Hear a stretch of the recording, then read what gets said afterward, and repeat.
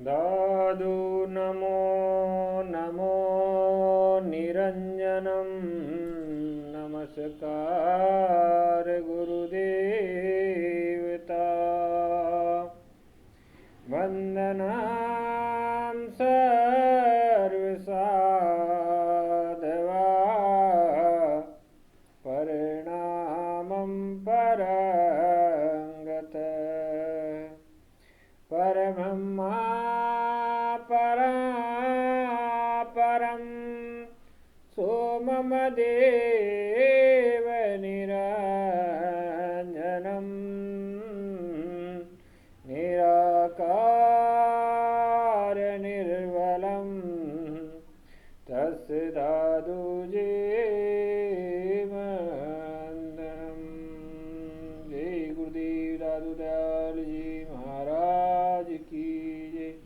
निरंजन निराकार की जय। सत्यराम।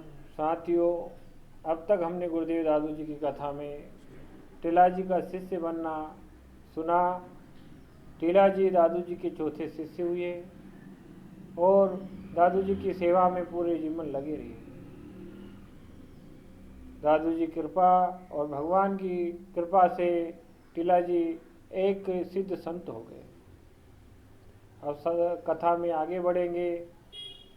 जब सामर में रहते हुए दादू जी महाराज की ख्याति दूर दूर तक फैल गई, क्योंकि उन जिस प्रकार दादू जी को मुसलमानों द्वारा प्रताड़ित किया जाना और फिर भगवान के द्वारा उनकी रक्षा करना, ये चमत्कार की कहानियाँ कथाएं दूर दूर तक जाती रही। इससे दादू जी महाराज की कीर्ति बहुत दूर तक फैल गई थी।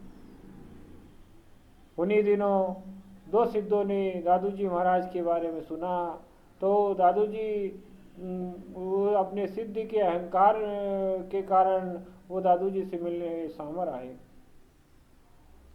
सामर में आने के बाद उन्होंने दादू जी महाराज का पता पूछा तो दादू जी महाराज का पता ग्रामवासियों ने बता दिया, लेकिन साथ ही ये भी कह दिया कि इस समय वो आश्रम पे ना मिलकर झील के अंदर तपस्या कर रहे होंगे, ध्यानस्थ होंगे, अभी उनसे कोई नहीं मिल सकता। तो सिद्धों ने अपनी सिद्धि के अहंकार में कि उनसे कहा कि कोई बात नहीं, हम ध्यान के समय भी जा सकते हैं। और उन्होंने गांव वासियों की बात ना मानकर अपनी सिद्धि के अहंकार में ध्यान, जिस समय गुरुदेव दादू जी महाराज ध्यान लगा रहे थे उस समय झील में छतरी के पास पहुंच गए। जब उन्होंने जाकर दादू जी को प्रणाम किया और बैठ गए, दादू जी महाराज ध्यानस्थ थे।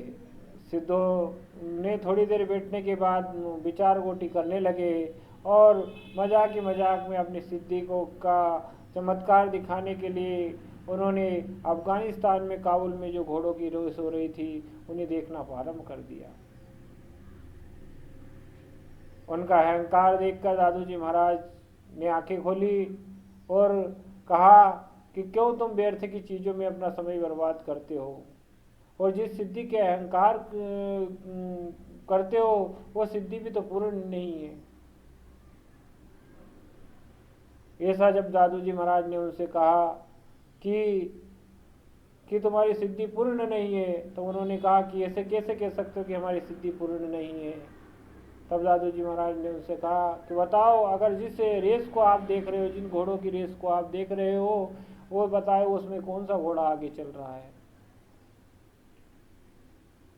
तब वो दोनों सिद्ध ये नहीं बता पाए। तब दादू जी महाराज ने अपनी योग माया के द्वारा उन दोनों को जो आगे घोड़ा चल रहा था वो दिखाया और पूरा दृश्य जो काबुल में हो रहा था, जो रेस चल रही थी, पूरा दृश्य दिखाया।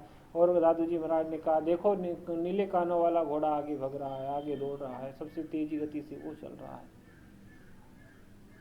तब उन्होंने देख के उनसे स्वीकार कर लिया और तब उन्होंने दादू जी महाराज से पूछा कि तुम्हारी इतनी सूक्ष्म दृष्टि कैसे हो गई, आप बारीक से बारीक चीज़ कैसे देख सकते हो। तब दादू जी ने उन्हें एक पद के माध्यम से समझाया, दादू देख काचे रज नाही, अनदेख का होई,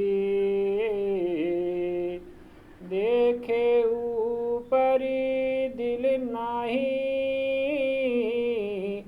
अनदेखे को रोई, अनदेखे को रोई।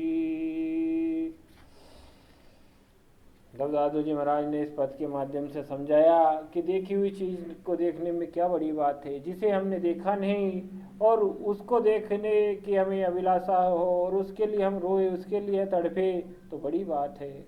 और इन चीज़ों में क्या है, ये तो सब प्रपंच है। तब सिद्धों ने कहा कि आपके अनुसार हमने इन सिद्धियों को कमाने में हमारा जीवन व्यर्थ ही खराब किया। दादू जी महाराज ने इसका जवाब देते हुए कहा कि आप सत्य कह रहे हो। रिद्धि सिद्धि क्या होती है? रिद्धि सिद्धि तो कुछ नहीं होती, परमात्मा की भक्ति से रिद्धि भी मिल जाती, सिद्धि भी मिल जाती, सब कुछ मिल जाती है और भगवान की प्राप्ति हो जाती है। जिसके कारण हमारा जन्म हुआ, वो उपदेश, वो लक्ष्य हमारा पूरा हो जाता है। और रिद्धि सिद्धि के लिए क्यों भटकना, क्यों जीवन बेकार करना।